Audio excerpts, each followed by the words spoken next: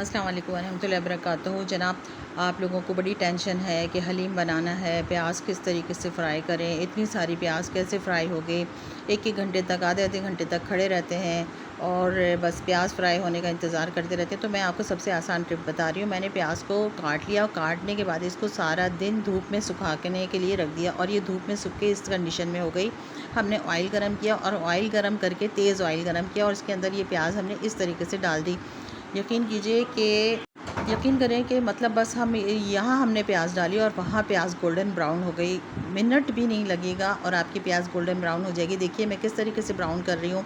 इधर मैंने प्याज डाली और इधर बस थोड़ा सा मुझे चमचा हिलाने की देरी होती है कि प्याज ब्राउन हो जाती है और इतनी मज़ेदार क्रिस्पी और ज़बरदस्त बेहतरीन आपकी प्याज फ्राई हो जाएगी। आप इसको हलीम के अंदर डालिए, आप इसको पुलाव में डालिए, बिरयानी में डालिए।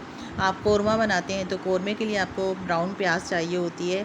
इस तरीके से इसको फ्राई करके थोड़ी देर हवा में रखिए और उसके बाद इसको एयर टाइट जार के अंदर डाल के बंद करके रख लीजिए। आपकी टेंशन दूर हो गई।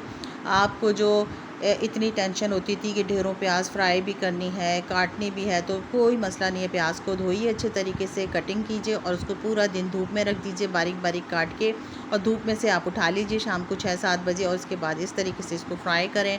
कल आपके यहाँ हलीम बन रहा है ना, तो आप इस तरीके से प्याज को फ्राई कीजिए। आपकी टेंशन हो गई दूर। मुझे दुआओं में याद रखिएगा। अगर आपको मेरी रेसिपीज़ पसंद आती हैं तो मेरे यूट्यूब चैनल को लाइक कीजिए, सब्सक्राइब कीजिए लाज़मी। मैं आपसे कहती हूँ कि अगर आपको मेरी रेसिपीज़ पसंद आती हैं तो मेरा हक़ बनता है ना कि आप मेरे चैनल को सब्सक्राइब कीजिए। इंशाअल्लाह ताला आप लोगों से फिर मिलूँगी नई रेसिपीज़ के साथ, लेकिन बस मुझे टाइम नहीं मिलता तो मैं रेसिपीज़ नहीं डाल पाती हूँ, थोड़ा गैप ज़्यादा हो जाता है। ये आपकी प्याज देख लीजिए गोल्डन ब्राउन हो गई। मुश्किल से 5 मिनट के अंदर अंदर हमारी 5 किलो प्याज ब्राउन हो चुकी है। सिर्फ़ और सिर्फ 5 मिनट लगे और प्याज हो गई ब्राउन।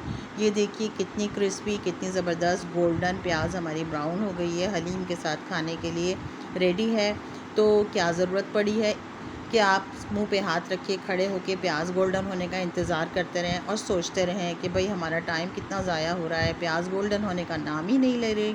तो बस आसान सी आपको टिप बता दी है मैंने, आप इस पे अमल कीजिए, एंजॉय कीजिए अपने हलीम को, निहारी को, बिरयानी को, कोरमे को, जिसमें भी ज़रूरत हो। अल्लाह हाफ़िज़।